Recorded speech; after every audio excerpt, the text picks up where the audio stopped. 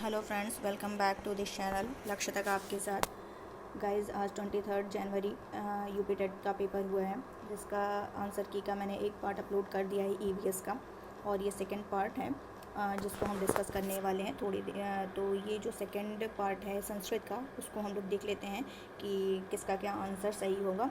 तो आप लोग अपना चेक कर सकते हैं कि क्या आपका सही है गलत है। तो एक बार देख लीजिए, फटाफट देख लेते हैं। पहला क्वेश्चन क्या कह रहा है कि बाह्य प्रयत्नों की संख्या है।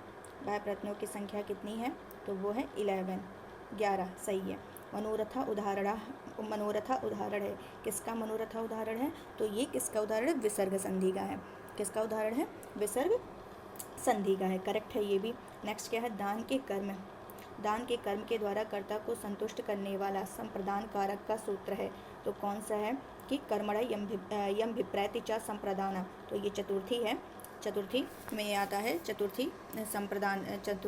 विभक्ति संप्रदान कारक में आता है। कर्मणा यम विप्रैति च संप्रदानम। तो इसका क्या आंसर सटीक होगा? यही होगा। नेक्स्ट क्या क्वेश्चन कह रहा है? अंतस्थ वर्ण क्या है? तो अंतस्थ वर्ण में आते हैं य व र ला। यड़ प्रत्याहार, ये यड़ प्रत्याहार जो होते हैं य व र ला, ये अंतस्थ वर्ण में आते हैं। नेक्स्ट क्वेश्चन क्या कह रहा है? मुझे संस्कृत अच्छी लगती है।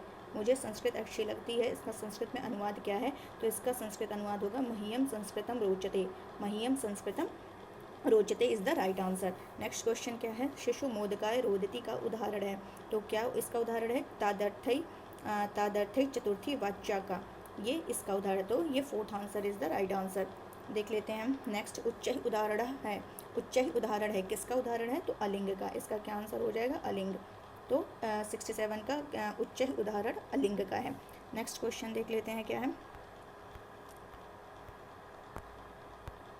उच्च वर्णों का बोधक है। उच्च वर्णों का बोधक प्रत्याहार है। तो वो क्या है? शल प्रत्याहार। उच्च वर्णों का बोधक प्रत्याहार क्या है? शल प्रत्याहार। तो सही है। पठानी रूप है। पठानी रूप किसका है? पठ धातु लोट लकार उत्तम पुरुष एक वचन। पठ धातु लोट लकार उत्तम पुरुष एक वचन, राइट आंसर है। और फिर क्या है? नेक्स्ट छा मिलकर बना है। ये क्वेश्चन तो आरोह में पूछा गया था। का और शाह से बना है। का और शाह, इससे क्या ये क्या है? शाह से मिलकर बनता है। तो ये क्या है? का और शाह मूर्धन्य शकार से। तो ये राइट आंसर है। नेक्स्ट क्वेश्चन क्या कह रहा है? अट प्रत्याहार के वर्ण हैं। अट प्रत्याहार के कौन से वर्ण हैं? तो ये स्वर तथा हैवरट। हैवरट का हा य व रा ले लिया जाता है, और ये स्वर इसमें आ जाते हैं। तो स्वर और हा य व रा ये क्या आ जाते हैं? अट प्रत्याहार में आते हैं। तो ये भी आंसर सही है। कारका क्या कह रहा है? कारका में यदि प्रकृति है क्री, क्या कह रहा है? कारका में, क्वेश्चन पूरा नहीं। कारका में यदि प्रकृति है कारका में यदि प्रकृति है क्री, तो प्रत्यय क्या होगा? तो प्रत्यय जो होगा वो होगा उड़ुल। क्या होगा? उड़ुल प्रत्यय। तो ये भी सही है। नेक्स्ट क्वेश्चन क्या है? अव्ययी भाव समास का उदाहरण है। तो अव्ययी भाव समास का उदाहरण क्या है? अधिहरि। ये भी आंसर क्या है? एक मिनट गाइस, क्या है ये? अधिहरि सही है। नेक्स्ट क्वेश्चन क्या कह रहा है? निम्न में से कौन चतुर्विंशति सहस्त्र संहिता के नाम से ख्यात है? निम्न में से कौन चतुर्विंशति सहस्त्र संहिता के नाम से विख्यात है, प्रसिद्ध है? तो वो क्या हो जाएगा? रामायण। रामायण में क्या है? एक मिनट, 24,000 श्लोक वाली संहिता इसको कहते हैं। 24,000 श्लोक वाली संहिता किसको कहते हैं? रामायण को कहते हैं। तो चतुर्विंशति सहस्त्र संहिता ये क्या है? रामायण। नेक्स्ट क्वेश्चन क्या है? इनमें से कौन संयुक्त व्यंजन है? तो ज्ञा। ये किससे बनता है? ज और या से बनता है। इसी को क्या कहते हैं? ज्ञा कहते हैं। तो ये हो गया। नेक्स्ट क्या कह रहा है? मैं ऐसा मानता हूँ का अनुवाद क्या होगा? मैं ऐसा मानता हूँ का अनुवाद क्या हो जाएगा?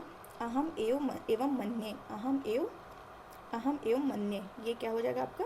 राइट आंसर हो जाएगा। अहम एवं मन्ये।